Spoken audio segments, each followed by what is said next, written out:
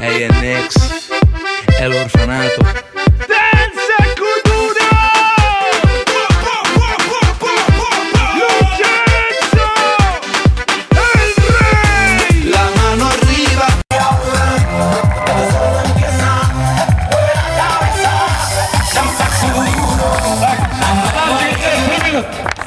Қайырлы кеш, құрметті Дәурен, Фариза және басқа да түлектер. Біз сіздерге сұрақтардан бастайық, қазір көңіл күйлерін салайық. Керемет.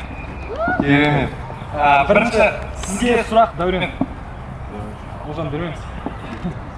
Міне, егер адам Құдаймен сөйлесетін болса, онда ол құлшылық жасап жатыр деп айтады. Ал егер Құдай адаммен сөйлесіп жатыр деген естісе, онда ол есінен алған деп есептейді. Осыған қандай комментарий береміз? Қай жері дұрыс осыны? Неге бұлай есептейді негізінде? Не деген жоқ?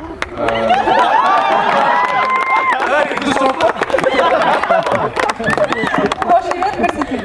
Рахмет. Маған кеше Құдай сөз айтқан десең, мен тамақ жеуді үйренетін болса, онда бүкіл әлемде ашаршылық пайда болады деген.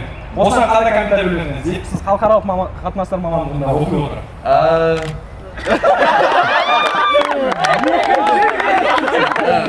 Мен айта бердім.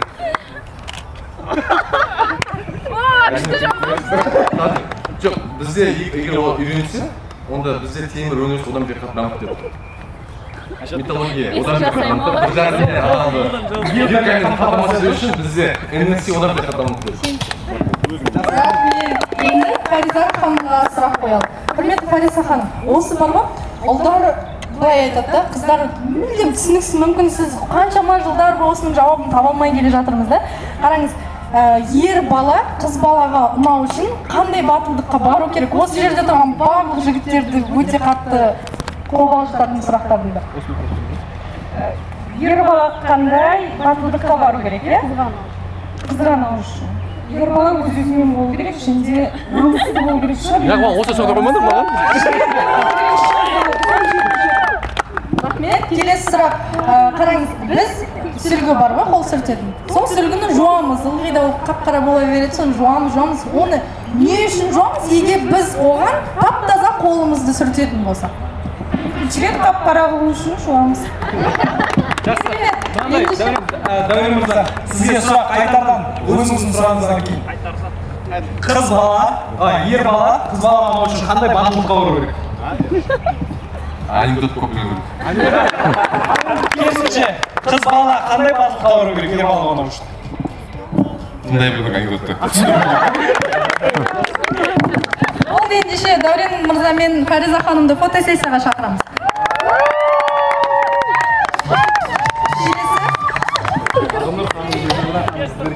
Амырхан, сізге бір сұрақ. Адам жаным ауырып жатыр, немесе басқа да әңгімелер айтатын болса, менің жаным бірдеңке деген сияқты.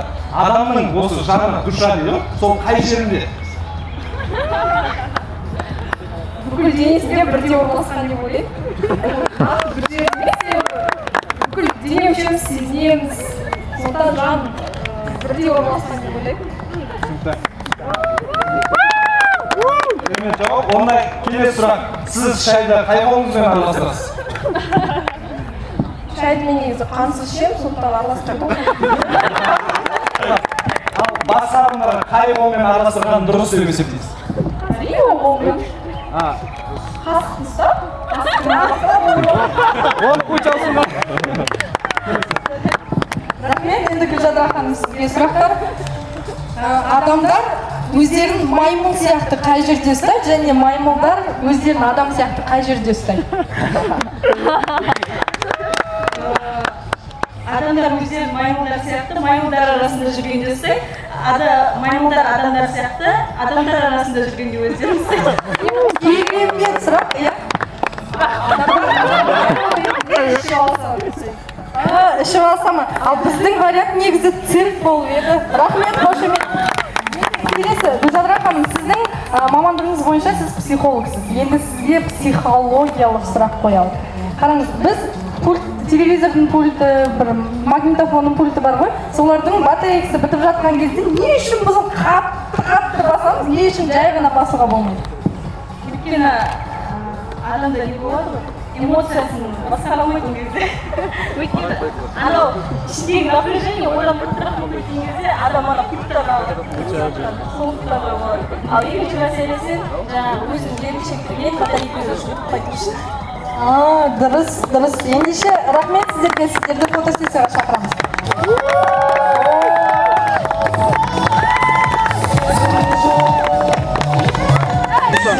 Бір қарапайым ғана сұрақ. Бородинский хлеб деген көргенсіз ғой? Естігенсіз ғой? Сол бородиннің құрамына не қосады? Тұз, су. Басқа не болсын? Дәл мынаған ғой просто. Құрметті достар, ертең Іңкәр ханым тұрмысқа шығып, отбасы құрып жатса, үйіне барып, тұз, нан, ұн, су, тұзбен қосылған бородинский нанды жаңадан ойлап тауып жатыр, соны жейтін боламыз. Енді келесі сұрақ, Іңкәр ханым, өте қызықты сұрақ сіз үшін. Жалпы сіз түлексіз биыл, иә? Қараңыз, түлектердің арасында Ақнұр ханым бар, Талғат мырза бар, Айтолқын Дәурен мырза бар. Бірақ та осы бір жыл бойы азаматтың жиналысына осы кісілердің біреу де келмепті. Сіз ғана келдіңіз, енді сізге мынандай сұрақ. Жастардың арасында сізде жас болып көрінгіңіз келді ме деген сұрақ. Мен жүрегіммен жаспын, өзім жастармен бірге міндетті түрде келесі жиналыстарға қатысып тұрамын. Сондықтан маған ой, мына тағы да кел деп айтпадыңдар. Осы сондай сұрақ басқалар қартайып кетті ма? Жоқ, олар қайтарған жоқ, олардың араласатын жастары ол басқа адамдар. Араласатын жастар қартайып кетті осында. Керемет, Іңкәр ханым ешқашан қартаймайды екен. Рахмет.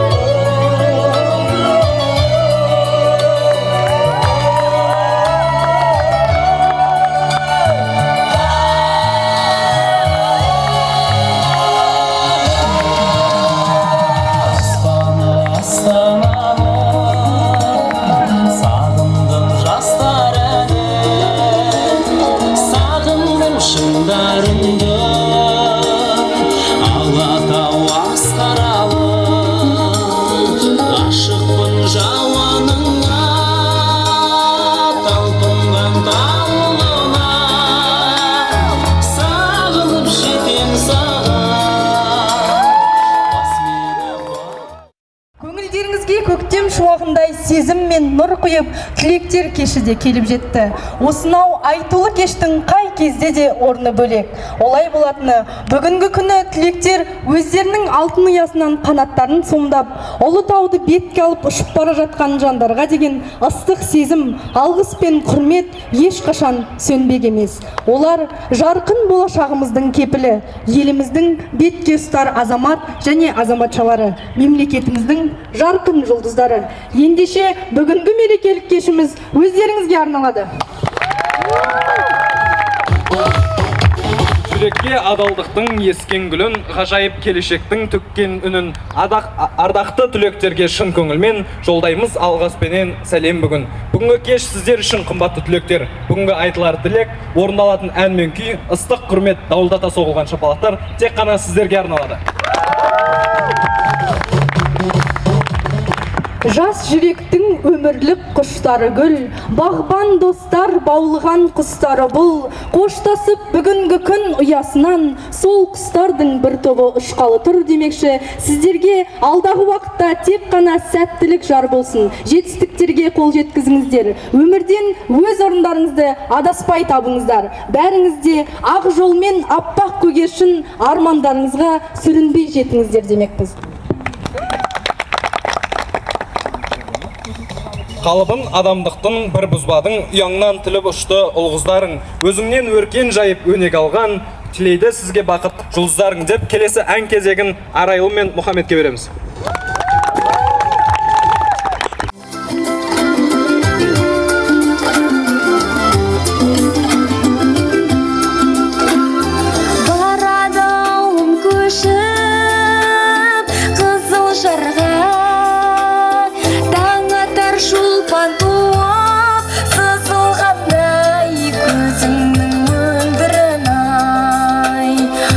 Сәнге қоңырлата сала берем, көңілім өзіңді ойлап бұзылғандай, көзімнің мөлдірін ай. Қобандай жерік майда шалай, бар екен бізде ынтызар ай, ішінде топ қарағай уәделескен көзімнің мөлдірін ай. Барады ауылым көшіп алай көлге, жарасар дүрия бешпес қонай белге, көзімнің мөлдірін ай. Кеткенде ауылын алып қимас қалған, көздің жасан жылай берме, көзіңнің мөлдірін ай. Құландай жүйрік майда жабай, бар екен бізде ынтызар ай, ішінде топ қарағай уәделескен көзіңнің мөлдірін ай.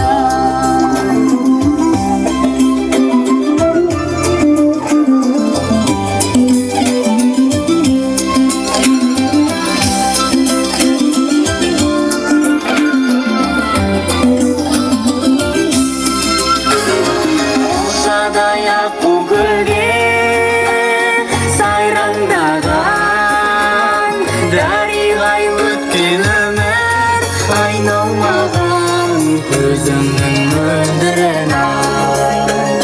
Кеткенде ауылым алып қимас қалған, жүзіңді сағындым ғой жайраңдаған, көзімнің мөлдірін ай. Құландай жерік майда жалай, бар мекенде топ қарағай уәделескен, көзімнің мөлдірін ай. Көзімнің мөлдірін ай. Көзімнің мөлдірін ай. Көзімнің мөлдірін ай. Көзімнің мөлдірін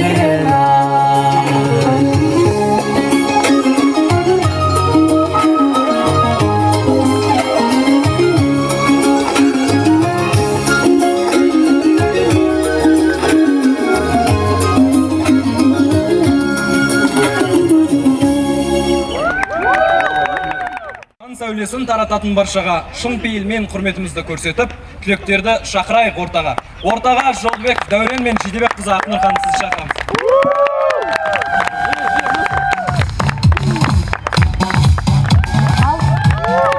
Осы кісілерге номинацияны беру үшін Алмас мырза ортаға.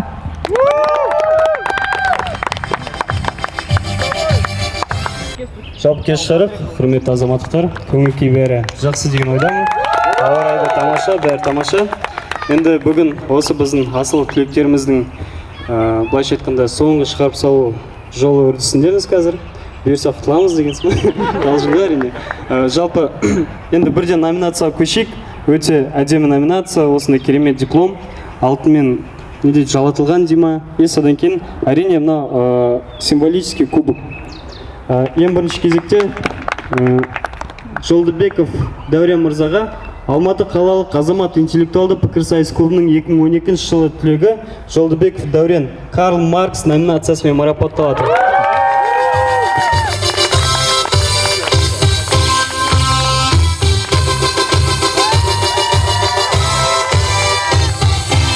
Рахмет. Алматы қалалық азамат интеллектуалды пікірсайыс клубының 2012 жылғы түлегі Жидебек қызы Ақнұр Тамирис номинациясымен марапатталады.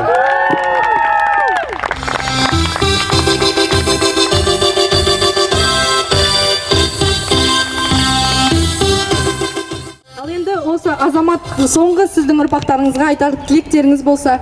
Ассалаумағалейкум, қадірменді қалай, қадірменді дебатерлар. Естіп жатыр ма? Үлкен рахмет сіздерге, шын керемет сөз жоқ, айтуға қаншалықты мына ғимараттың деп қойын. Табиғаттың кереметіне сіздердің ең басты ниеттеріңіз сондай керемет немен жасаватсыздар. Үлкен рахмет сіздерге. Аура дейді ғой, аураны сезіп жатырмыз. Сондай үлкен рахмет сіздерге осы ұйымдастырып бергендеріңізге. Сосын сіздерге жақсылықтың бәрін тілеймін сіздерге. Керемет, болашақта Қазақстанның несін бір сәттен кейін сіздер мына көреді, Аллаштың ардақтылары дейді ғой. Бәрі бір жерде. Неге бәрі бір жерде жиналып қалғанда, мен түсінбеймін оны. Алланың қалауымен бәрі бір жерде. Сол сияқты иншалла мысалы біз шүрекке түстік қой. Сол сияқты болашақта біз сондай сол кісілердің ұрпақтары, сол кісілердің жолын жалғастыратындай сол сіздерден шықсын. Соны тілеймін. Кеш, құрметті азаматтықтар, барлықтарыңыз көргеніме шын жүректен қуаныштымын.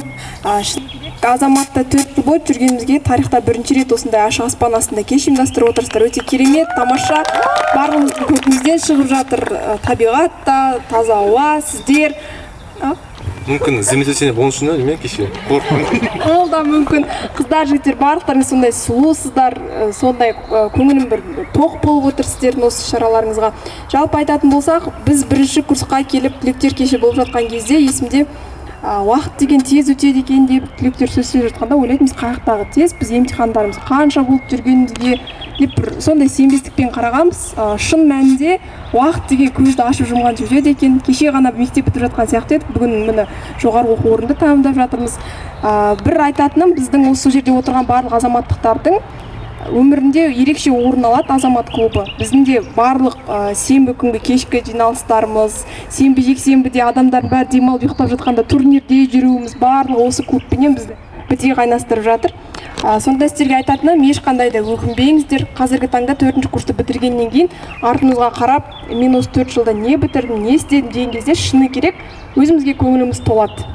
Осындай керемет клубқа келгенімізге, интеллектуалды жастардың бір жерде ортасында басын қосып жүргенімізге шын жүректен өзім қуаныштымын. Сіздерге де айтатыным, алдағы уақытта осы нағыз қазақтың қыз-жігіттері деген атқа кір келтірмей, абыройлы, нағыз азаматтықтар болыңыздар, білімді, инабатты, тәрбиелі, иманды, ертеңгі күн сіздерге қарап жастар үлгі алатындай болсын. Осы атақ-даңқтарыңыздан ешқашан айырылмаңыздар. Сіздерге сәттілік. Рахмет. Шарықта шал көлеңім жалынатып, көңілін бар адамның жадыратып, жазамын мен өзіңді өр шабытпен, кеудемде жүрегімді жадыратып демекші, ортаға сіздерге, яғни түлектерге арналған өзінің өлеңімен Дәметкенді шақырамыз. Армысыздар, бүгінгі кештің түлектері, сіздерге өзіміздің арнауымызда арнамақпыз, қабыл болыңыздар. Біліммен біріккен біліктері, азаматтың биылғы түлектері, Сіздерде түлеп ұшып жатырсыздар. Осымен көрінеді күн өткені. Адамдың бүгінгі тілектері ешқашан арамдықпен күнелтпеді. Сіздерден тәлім алдық мына біздер. Болып шіркін көрмедік бір өтпелі. Бойында бар нәрсе бар түлектердің. Бір Алла болсын әркез тіректері. Аға буын сіздермен жас буынның арасынан мәңгілік қыл өтпегін. Бітіріп жатқан осы түлектердің жігерін жаратқаным қол өтпегін. Бәрін айтта бірін айт түлектердің иман менен толтырғай жүректерін. Ниетпен қабыл алсын азаматтың жастарының осы болды тілектері. Ал енді кішкене көңілімізді көтеру үшін кішкене ойындар ойнап жіберсек. Жарайды ма? Ортаға Назира ханым ойынның жүргізушісі. Рахмет, қайырлы кеш, құрметті достар. Мені ортаға 5 еріктілерді шақырсам деп едім, өз еріктеріңізбен.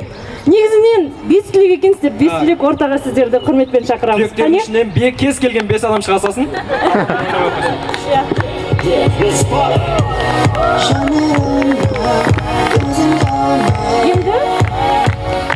Енді сіздер барлықтарыңыз тізіліп, бір-бірлеріңіздің артына қарап тұрсаңыздар. Оңға ма, солға ма өз еріктеріңіз.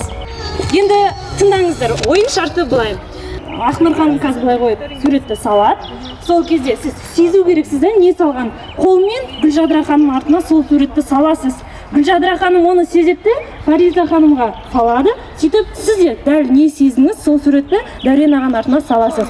Ал сіз не сездіңіз, соны мына қағаз бетіне түсіресіз. Сонда көреміз, Ақнұр ханым не салды, Дәурен аға не шықты екен, я? Жанды бәріміз.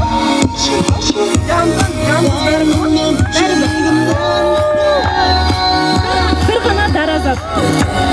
Нақты зар болсын.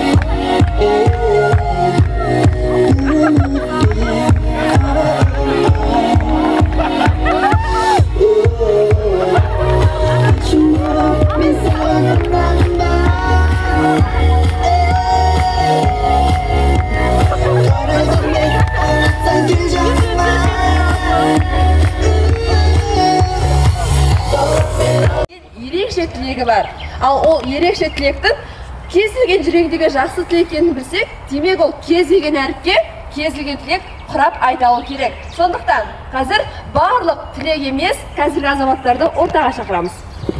Жылдамырақ, тезірек түлектерге деген ерекше құрметпен, аса ықыласпен. Құралбекке үн әріпін беріңіздер. Ойланамыз, кім бірінші жауап берушілер ортаға шықса болады. Кімдікі ең күлкілі, ең тамаша, ең қызығы болса, сол жеңімпаз болады. Карточкада таратылған әріптер болатын. Сол әріптерден басталатын тілек бастау керек. Тілектер сіздерге қайсынаса, соған қолшылпақтарыңызды аямай тоқтаңыздар болады. Сурет кепті. Мен соған байланысты жауап бере салайын. Қатты қызық болмаса да былай. Суретте көрсетілгендей әріп. Столдарыңыз сынбасын, әр уақытта да мықты столда мына отыратын болыңыздар. Рахмет көп. Сондай керемет логика. Жалғастырамыз. Маған әріп түсіпті. Аңсаған армандарыңыз орындалсын. Менде атыма байланысты Қ, сондықтан мен былай деген отыр, қол астарыңыздан кез келген құрал жабдықты тауып қауіп қатердің бәрін қатсаңыздар. Бұл әріпі түсіпті, мен сіздерге бақыт, бийлік, биік шыңдардан көріне беруді тілеймін. Маған О әріпі түсіпті, мен сіздерге. О, түлектер, сіздер бүгін өте керемет екенсіздер.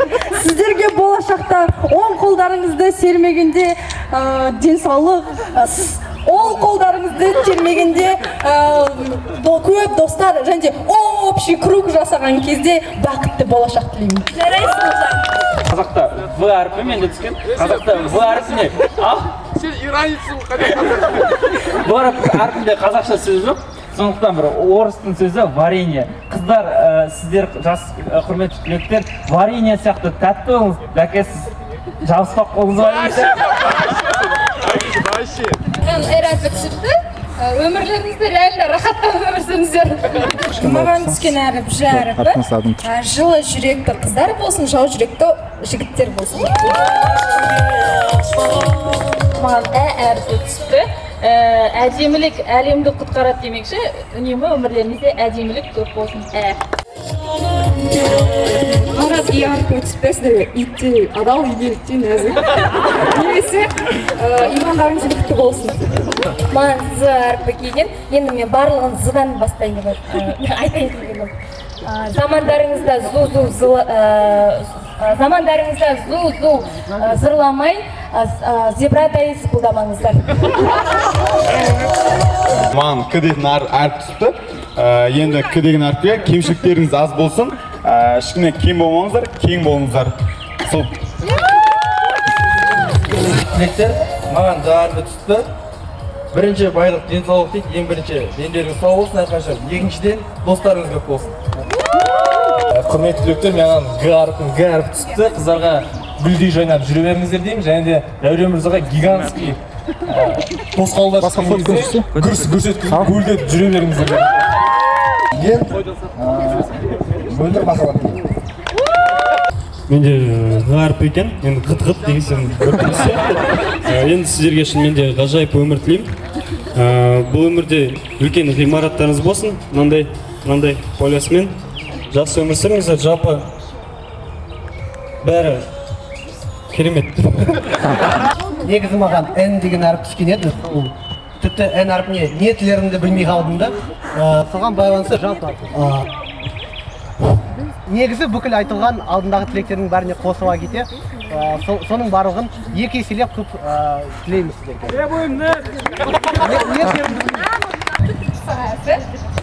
Сіздерге сәттілік, сабырлы болыңыздар тілеймін. Дегенді білетін шығарсыздар, лағыл өте сүйкімді. Әрі тұштақай келеді деген сияқты. Сол сияқты бітіруші түлектеріміз лақ секілді тым қатты тұштаңдамаңыздар болашақта. Және лақ секілді сүйкімді болып қала беріңіздер болашақ жарларыңыз үшін. Сонымен қатар лашын дегенді білетін шығарсыз, Дәурен мырза. Лашын құстың тепкісі деп Исатай бабамыз өзінің жырын арқау өткен. Соның тепкісіндей сізде күш болсын, тек Қазақстан үшін ғана күш емес, бүкіл Қазақстанның дамуына қосатын күш болсын деп тілеймін. Назарбаев тыңдағандарыңыз үшін рахмет. Сонымен азаматтықтардың жалынды сіздерге деген тілектері осымен әлі аяқталған жоқ. Ол кештің соңына дейін жалғасады. Біз сіздерді құттықтаймыз! Қуантсаңдар бұл клубта жақсы іспен қуантыңдар күллі әлемді. Демекші, түлектерді ортаға шақырамыз. Ортаға Бекенова Гүлжадыра және Фариза Байелхан сіздер шақырамыз. Ал енді оларға номинацияны сыйлау үшін Бауыржан мырза сізді шақырамыз ортаға. Құрметті түлектер, сіздерге болашақта үлкен белестерден сүрінбей өтулеріңіз тілеймін. Және Алматы қалалық азамат интеллектуалды пікірсайыс клубының 2012 жылға түлегі Бекенова Гүлжадыра асыл періштер номинациясымен марапатталады.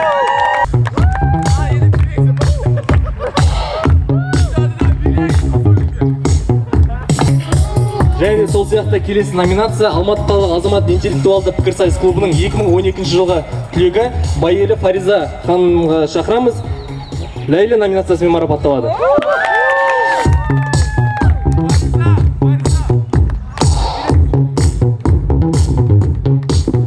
Ал енді әдеттегідей құттықтау сөз сіздерде.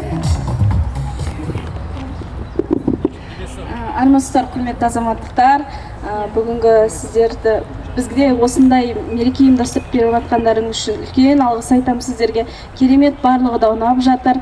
Енді алдында азамат түлегі болып шақырып алған видеоларыңызды көріп, есіме осы студенттік шағым, өзің 4-ші курс бітіріп жатқан кезде есіңе түседі екен студенттік шағыңа қандай кездерді бастан өткіздің деген секілді. Сол студенттік шақтың 4 жыл бойы осы өзімнің топтастарыммен және азаматтай ортада өткеніне өте қуаныштымын. Себебі азамат маған ол көп нәрсені үйретті де, және де көп нәрсені білуге де итермелеген, және де бір үлкен бір өзіме бір осы ортаға сенбі күні бір үлкен мотивация алу үшін де келетінмін. Себебі алға жылжу деген сияқты азаматтай ортада ақылды жастарды көрген кезде өзіме бір айтады ғой, рухыңа бір азық алғандай боласың деп. Дәл маған да азаматта сондай орта болды.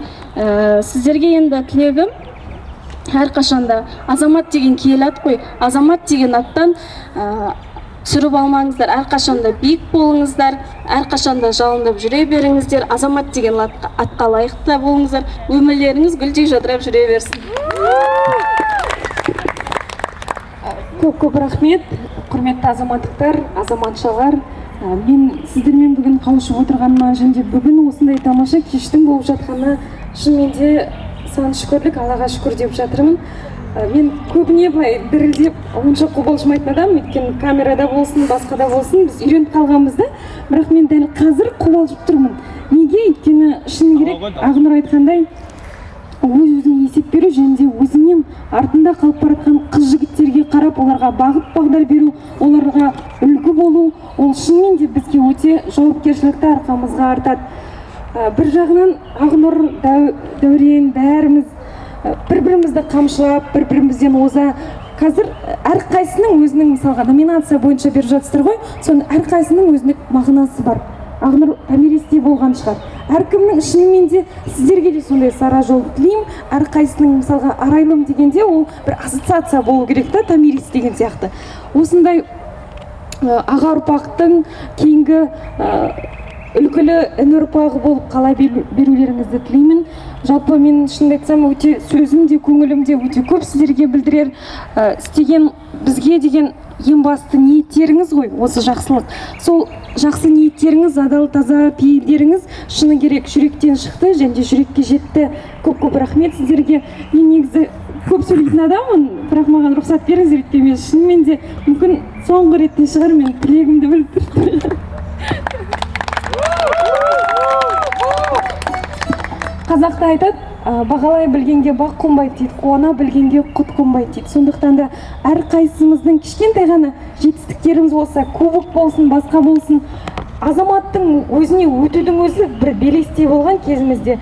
Соның бәрін ойласақ, оның бәрі бекерден емес. Аллах шынымен де бізді бәрімізді жақындастырып, бір жерден, бір ойдан шығарған секілді.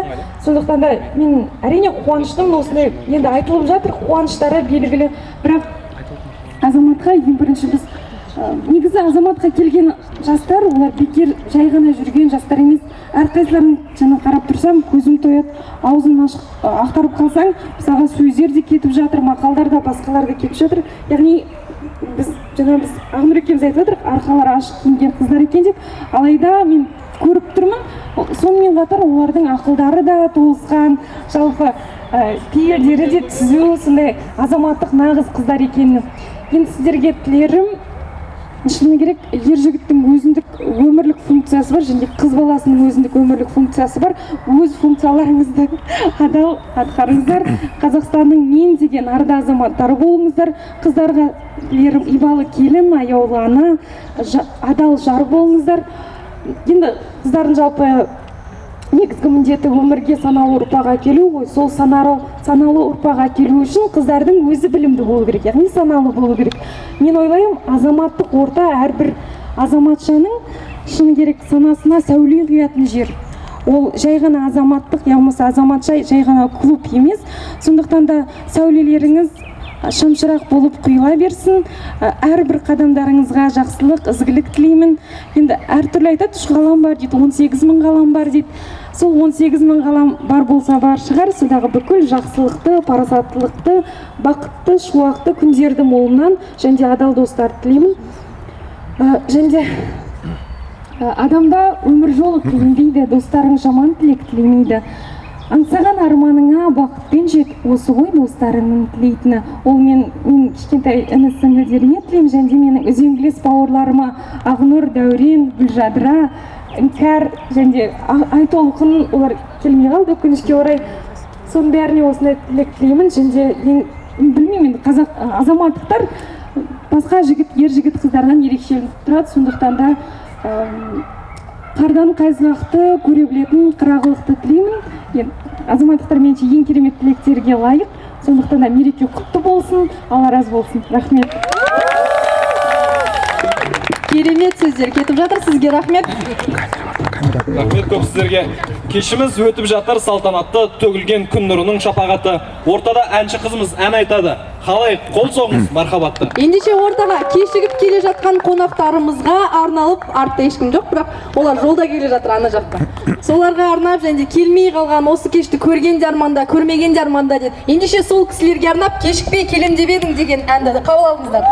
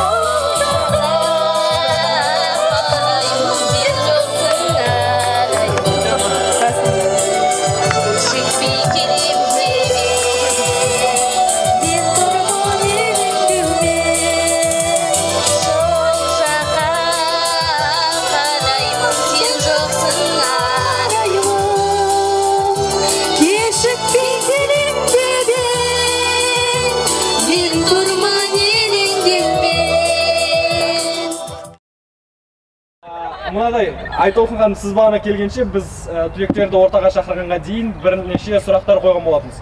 Олар сол сұрақтарға жауап берді. Енді сізге... Маған жауабын жазып жіберген уже деп. Иә? Ойнап айтып. Өте өлтірем. Қалжың. Былай, сізге келесі сұрақ. Мынандай, қоғамда қалыптасқан үрдіс барлық соқыр адамдар қара көзілдірік киеді. Неге онда барлық құлағы естімейтін керең адамдар наушник киіп жүрмейді? Бұның жауабы қандай болу керек?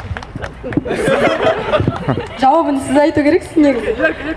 Ғани, сен ба бұл сұрақты ойлап тапқан? Жоқ, Мегамост не при чем. Жауап жоқ.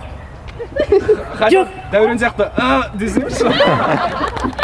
Жауап жоқ.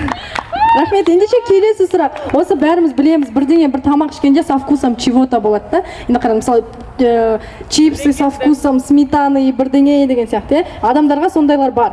Енді қараңыз, неге Китикат корм бар ғой? Мысықтарға арналған сондай тамақтарды неге тышқанның со вкусом мышки деп ойлап таппайды?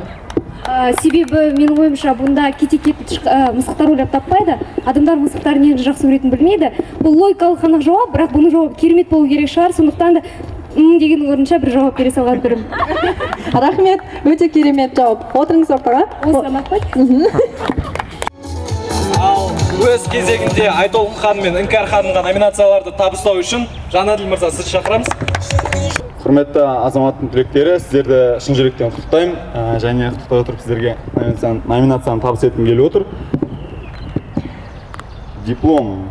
Алматы қалалық азамат интеллектуалды пікірсайыс клубының 2012 жылғы түлегі Болат Айтолқын үлкен амбиция номинациясымен марапатталды. Қошемет!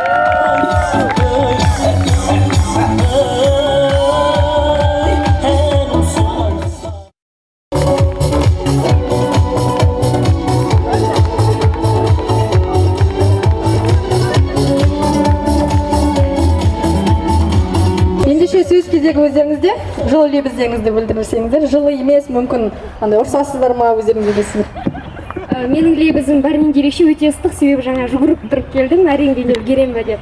Барлықтарыңыз көргеніме өте қатты қуаныштымын. шын мәнінде де осы үрдіс маған көбірек ұнайды, себебі көбінесе біз бір жерде тамақ ішіп отырамыз да, мынаған қараңыз, бір-бірімізді көріп, таза табиғатта, былай айтқанда бір ерекше есте қалатындай. Білмеймін, бір шын мәнінде де бір табиғи дейді ғой, натуральный дейді ғой, кәдімгідей табиғатта натуралды түрде бұндайды өткізген маған қатты ұнайды. Барлықтарыңызға үлкен жетістіктер тілеймін.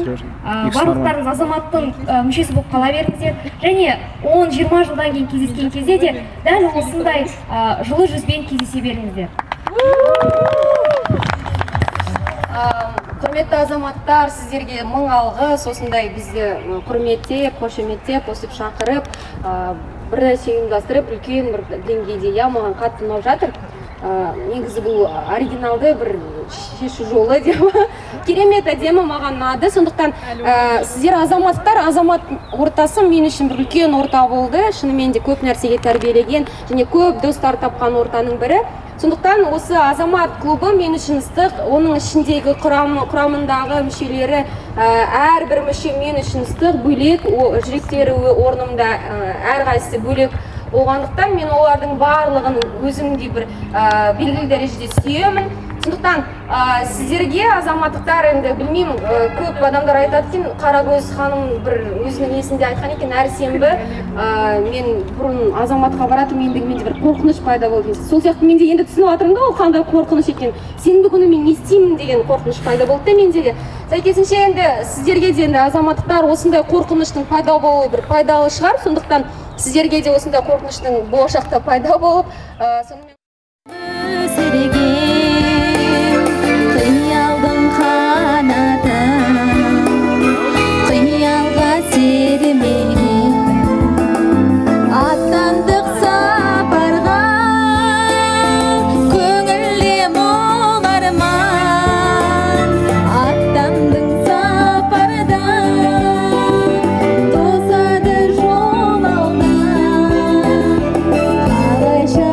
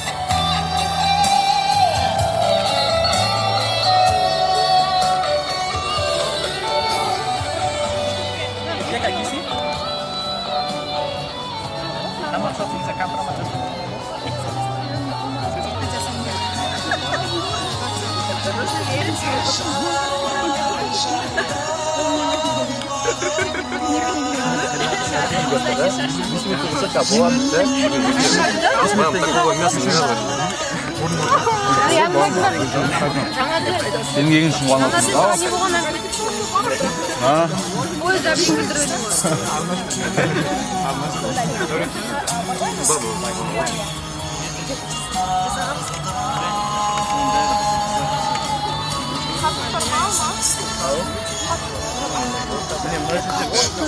Көптен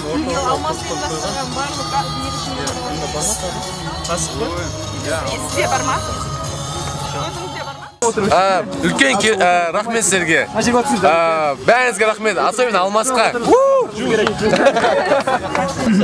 Тосын, бірінші рет тарихта осылай далада болып жатыр, түлектер кеші. Шынымен де ерекше, мынандай жасыл шөптің үстінде, как бір, қалай деп болады, шетелде болып жатқанда әсері алады екенсің, үлкен бір кеште американский свадьба ма, сондай бір әсер аласың үлкен. Құтты болсын, түлектер алға қарай бақтар жана берсін, ақ жол тілейміз.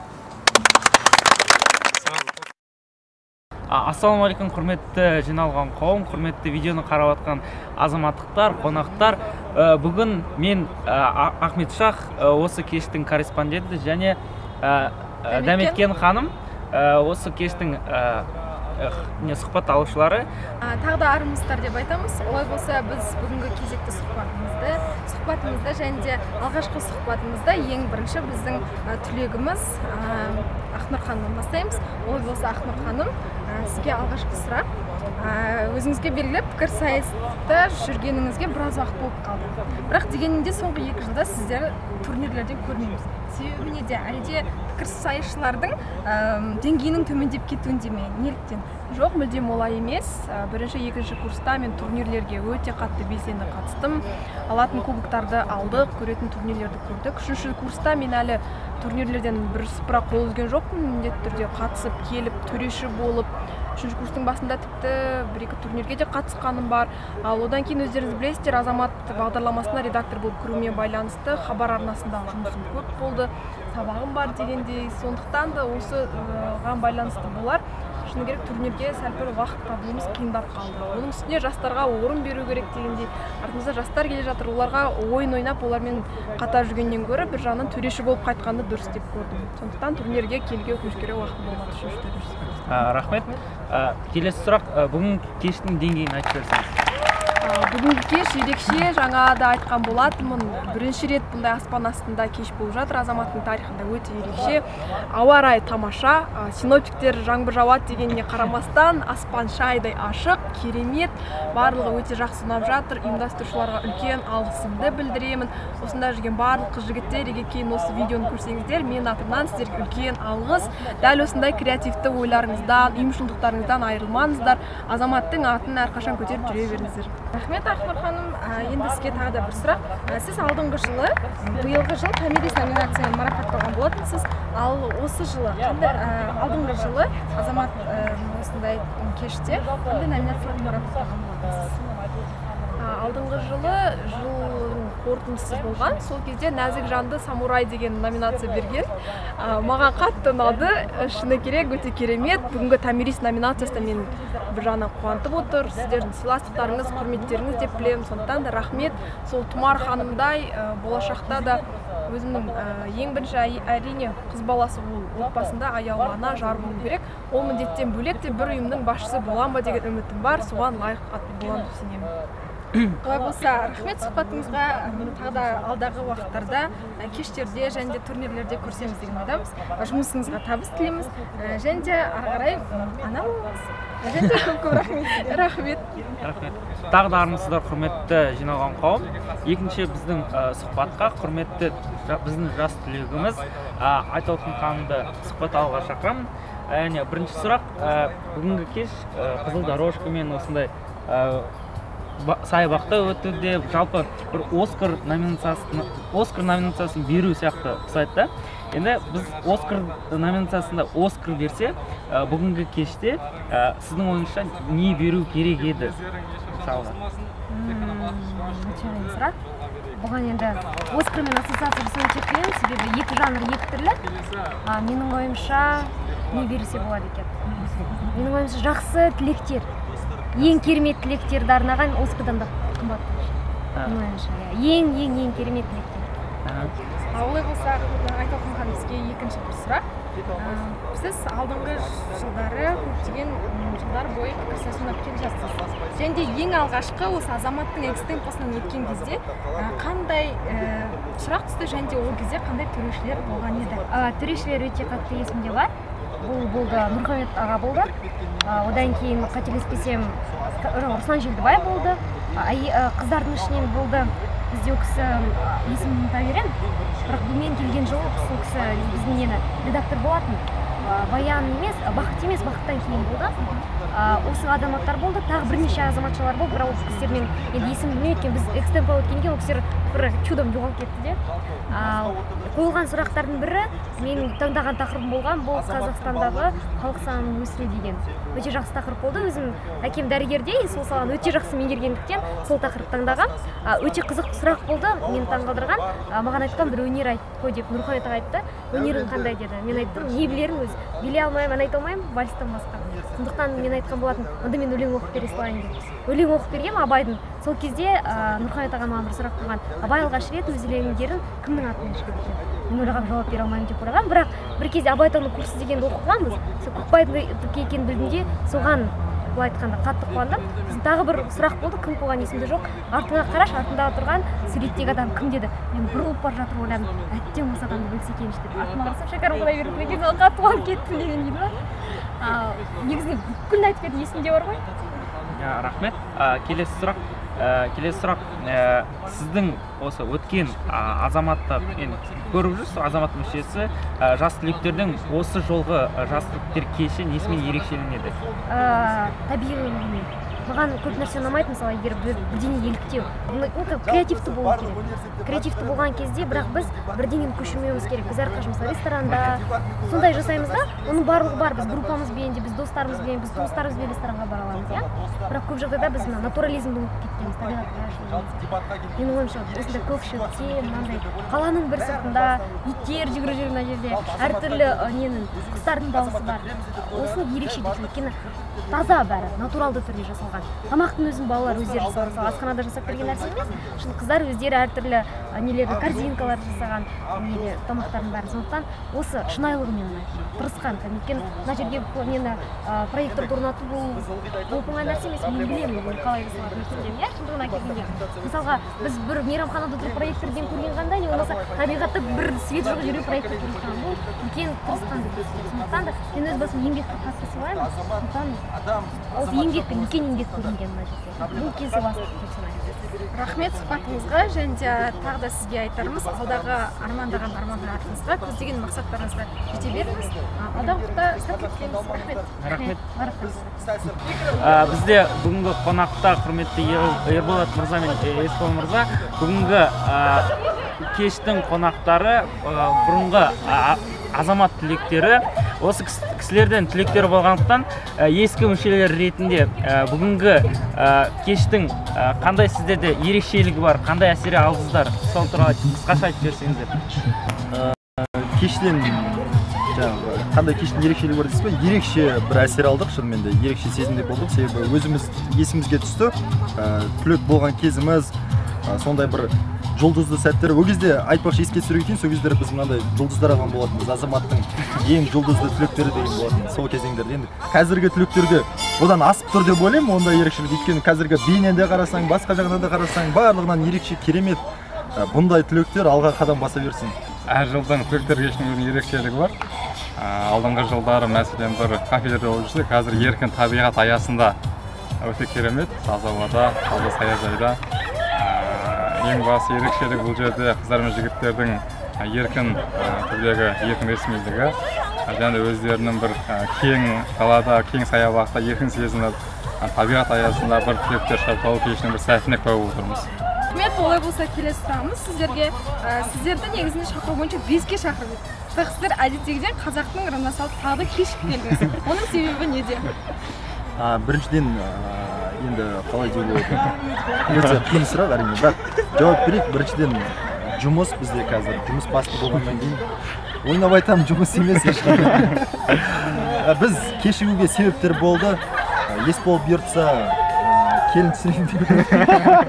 Бүгінгі жас түлек, азаматтың түлектер 2012-сіне тілейтін тілектерің, соңғы сөздеріңіз. Сен айт, Есбол, мен айтамын. Өмірде өздерінің орын тапсын, армандаған армандарына қоя мақсаттарын жете берсін, тек қана биік белестерді бағындырып, Қазақстанның атын әлемге, бүкіл әлемге таныта берсін деген тілегім бар.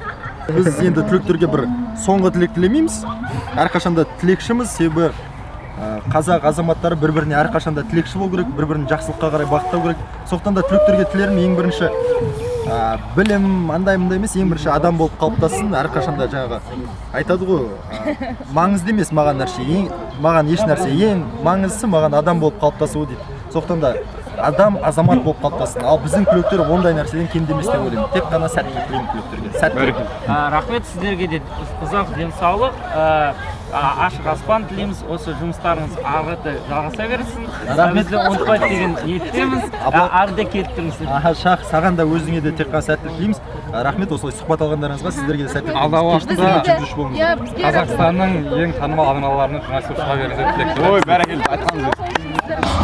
Армысыздар, құрметті азаматтықтар, тағы бір ретте бүгін бізде өте қызықты кеш болып жатыр. Сол кештен билеп жатқан жерінен суырып алдық. Құрметті тағы бір біздің тілегімізді. Бұл тілегіміздің есімі Іңкәр ханым. Іңкәр ханымнан осы бір сұрақтарымыз бар еді. Бірінші сұрақ, бүгінгі сізге кеш ұнап жатыр ма? Бүгінгі кеш өткен сіз көрген кештерден қандай ерекшелігі бар? Несімен ерекшеленеді? Сол туралы. Бұл бірінші көк аспанның астында өтіп жатқан кеш болғандықтан бұл ерекше кеш, ғажайып кеш, бір керемет, өзінің бір үлкен бір атмосферасы шынымен де бар. Керемет кеш болғандықтан бұндай кешті өмірінде көрмеген. Рахмет сізге. Тағы да екінші бір сұрағымыз, келе жатқан кезде қызыл кілемнің үстінде өзіңізді қандай жағдайда сезіндіңіз? Толқып, бір өзімді андай жұлдыз сезініп кеттіңіз бе өзіңізді? Жоқ, ол Аллахтан сақтасын онда жұлдыздықтан, бірақ жай ғана бір толқыныс болды. Міне мен бітіремін, бұдан басқа мен жүрмеймін енді бұлай деп. Жан-жағымдағы достарымды қарап, қимай, сондай бір сезім. Қимастық. Рахмет сізге сұхбатыңызға. Алдағы уақытта, алдағы жұмысыңыздың барлығы табысты болсын. Әмин және де ең бастысы сәттілік тілейміз. Рахмет көп. Бізде алда тағы да бір тілегіміз Гүлжадра ханым. Олай болса Гүлжадра ханымға тағы да бір қызықты сұрақтарымыздың бірі. Гүлжадра ханым осы азаматтық сайыс клубында жүріп, өзіңізге қандай керекті қасиеттер және де өзіңіз өмірге жетістікке жететіндей бір керемет қандай қасиеттер ала білдіңіз? Рахмет, негізінен азамат мен үшін осы 4 жылдық университеттік студенттік шақта бір өзінің керемет орта болып есептелді.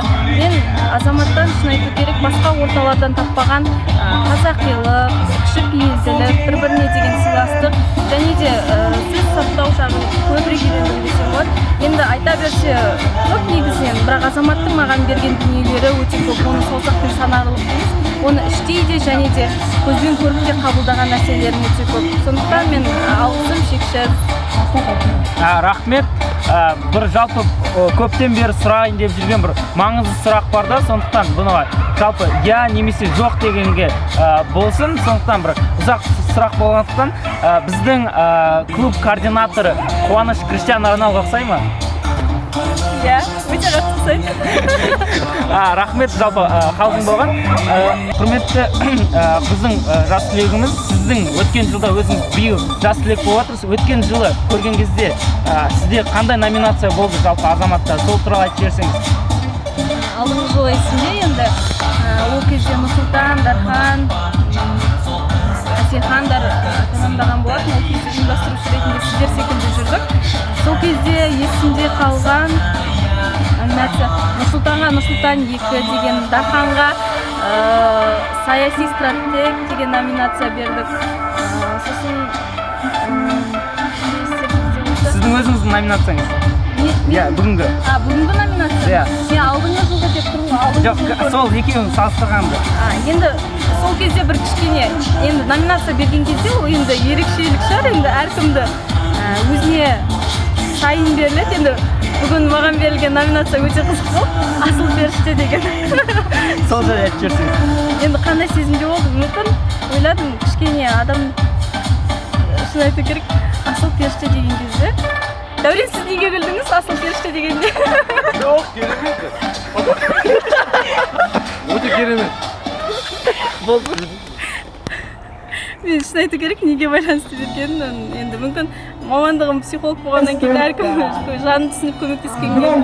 Демек, ол номинацияны түсіндіріп түсіндіріп берейік. Себебі сіздің жүзіңізден нұр төгіліп тұр. Әрдайым көмегін аямайтын болғандықтан асыл періште деген номинация берілді. Иә, сіздерде алда табыс тілейміз, денсаулық, зор байлық. Бізді ұмытпаңыздар, жалпы бұл қоштасу болса да әлде келіп тұрады деп ойлаймыз. Жалпы рахмет сіздерге.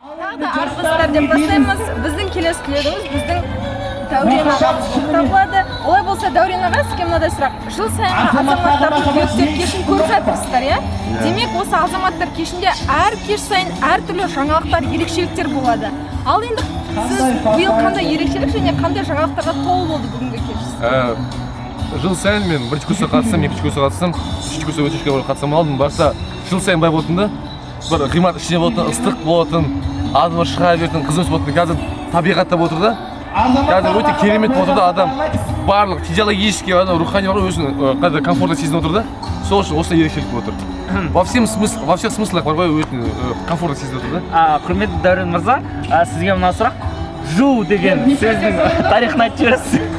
Жу деген сөз бе? Мысалы байда орыс лигасы бітеді ғой біразы. Енді олар қайда кішкене арақ ішеді олар, иә? Ящик деп ақылет та. Ал мен бірінші курстан бері, тоғызыншы класстан бері қатысып отырмын да менше. Қазақ лигасы болды да, болды да. Арқадан ештеңе болмайды да олар. Мысалы арқадай олар кетеді былай, мысалы ящик арақ ішеді, жарайды. Бата қауса бір-біріне қатынасады да. Ал біз арқадай істемейміз, шексемейміз да. Сосын ойлады, давай жу деп ақылет, сол кезде адам жуады шешімейді. Сол кезде жу деп ақылағынан бастап, арды шешімейді қағанатқа барып, әңгімелесіп бір-бірімізбенен қалай болғанын пікір саласы бастадық. Сол өте жақсы мен ойынша дәстүр болды сол. Сол үшін рахмет әкім. Үлкен рахмет. Алдағы уақыттарда табыстар тілейміз және де алдағы қойған мақсаттарыңызға жете беріңіз, биіктерден көріне беріңіз, біз сіздерге сенеміз. Көп рахмет. Үлкен рахмет. Әлі жу деп естиміз. Иншалла, рахмет. Рахмет сіздерге. Сонымен құрметті азаматтар, құрметті қарап отқан қауым, бүгінгі кеш өте қызықты. Сіздердің көрмегендеріңізге, келмегендеріңізге өте көп қызықтан қалып қалдыңыздар. Бүгінгі тілектеріңіз жетіспеді дегенізге отыр. Сол үшін сіздерден алда айтатыныз белсенді болады тағы бір азамат мүшелері.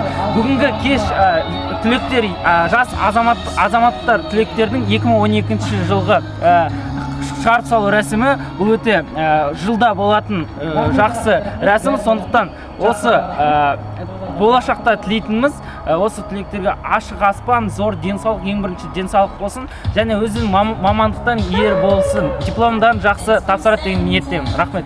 Біздің кешіміз өте қызу өтуде. Әлі де біздің түлектер кетер емес, қимайды ғой әрине. Себебі бүгінгі кеш көк аспанның астында өте ерекше өтуде. Бүгінгі кешке келген де арманда, келмеген тіпті арманда. Сондықтан алдағы уақыттарда түлектер кешінен қалмаңыздар. Және де бүгінгі кештің куәгері болыңыздар. Көре алмай қалған болсаңыз, видеоны қосып қарай салыңыздар. Бүгін сіздермен болған құрметті Ахметшах және Дәметкен. Қош кездескенше сау болыңыздар.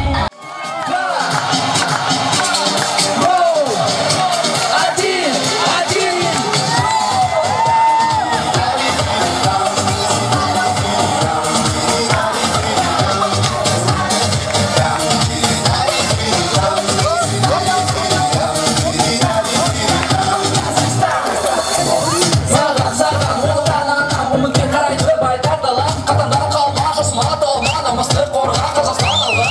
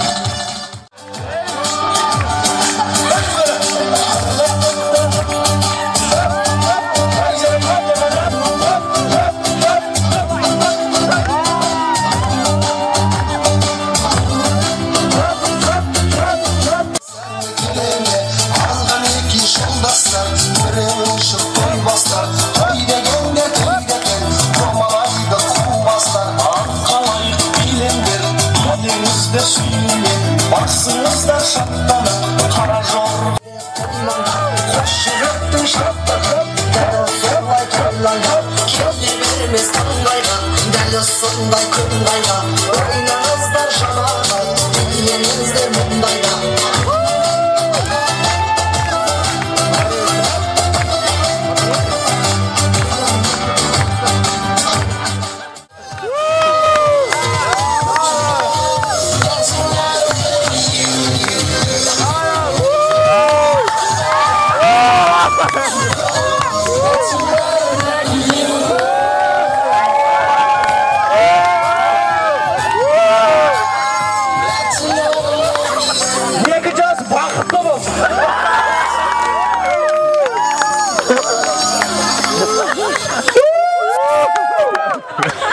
Бұлай қыздар жігіттер, біздің бағдарлама бағана тамақтың басына өткен кезде аяқталған жоқ.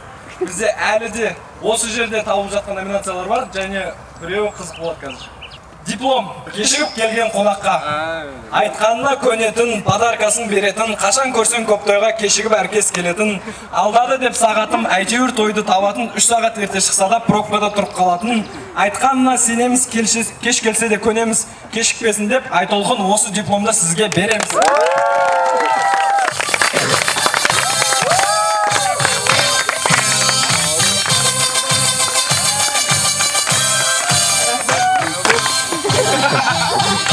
Енді келесі тойларда кешікпей келесіз. У тебя ақталайын тұра тұр енді. Мен негізі кешікпей, бүгін ғана кешіп қалған. Алмасын жеме деп па? Ашып тұрамыз. Клубқа қатысып, бірақ бұндай тойлардан кешіккен емеспін. Әрқашан кешікпеймін етіп айтпадыңыз. Неге барлықтарың жауып? Қалжың Айтолқын, просто я векасын наркоздың. Қалжың. Үндемей кейде қалатын, аз сөйлеп сыйлы болатын, сөз сөйлеген адамға кейде қосыла салатын, азақ сөйлеп приз алып, сосын үйге қайтатын, сезіммен елді риза қылып, қысқа ғана айтатын, тілек айту бір өнер, жиын тойда күндегі, қысқа сөйлеуде іңкар, жеңіп алды жүлдені. Батасын беріп бақ тілеп, Алладан саулық сұраған біздерден болсын ақ тілек, жүріңіз ата дінаман, ала шағаңның алдында томпаңдап қана жүріңіз, жазмыштан өзіміз жоқ деген ұзақ өмір сүріңіз, сүйсінеміз бәріміз. Тихо! Білеміз үшкім екен. Тихо! Ақсақал берген батаға аман боп жүріңіз әрқашан. Мың алғыс Дәурен атама бүгін жасы ең үлкен атамызға.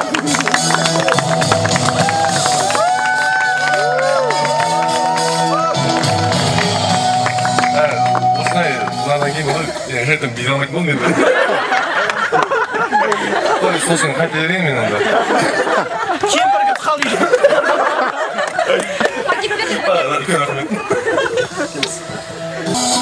Тілегі қандай тартымды, көтерді көккен арқымды, толғандырып, толқытып, тебірентті халқымды. Сөзіңіз семіз соншалық, тыңдады бәрі тамсанып. Бал арадай бұлқылдап, алғансыз ба бал сорып. Әдемі тілек арнайсыз, сіз де аман болғайсыз. Отбасымыздың атынан Ақнұр ханым алғысымызды алғайсыз. Отбасы азамат клубы ғой.